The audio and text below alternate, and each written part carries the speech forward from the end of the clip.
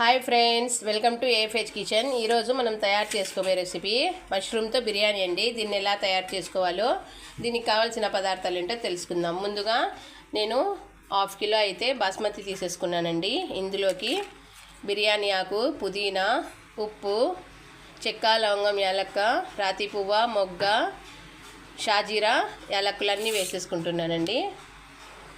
ఇప్పుడు చిన్నగా కట్ చేసుకున్న ఆనియన్స్ అండి, అలానే ఫ్రెష్ మెంతికూర అండి, 1 టేబుల్ స్పూన్ అయితే మనకి అల్లం, వెల్లుల్లి, కొత్తిమీర, చెక్క, లవంగం, యాలక్కం వేసుకున్న మసాలా అండి, మష్రూము, అలానే మనకి బిర్యానీ మసాలా, కారం, పసుపు, ఉప్పు అండి.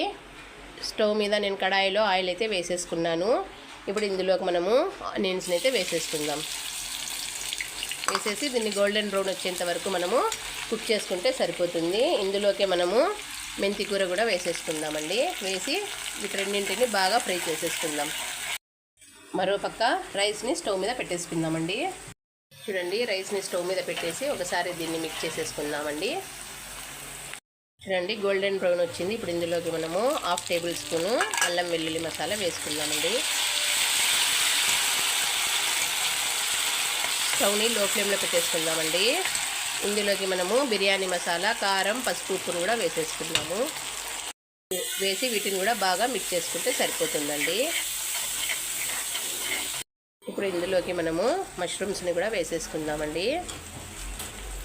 వీటిని బాగా మిక్స్ చేసుకుందామండి, మసాలా పట్టే విధంగా.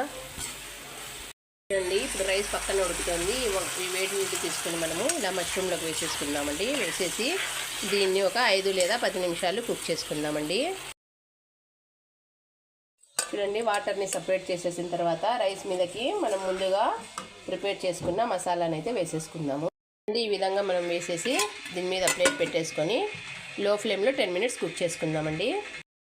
ఫ్రెండ్స్, ఎంతో టేస్టీ అయినటువంటి మష్రూమ్ బిర్యానీ రెడీ అండి. తినండి, ఆరోగ్యంగా ఉండండి. నా వీడియోని లైక్ చేయండి, షేర్ చేయండి. మరిన్ని వీడియోస్ కోసం ఛానల్ని సబ్స్క్రైబ్ కూడా చేసుకోండి.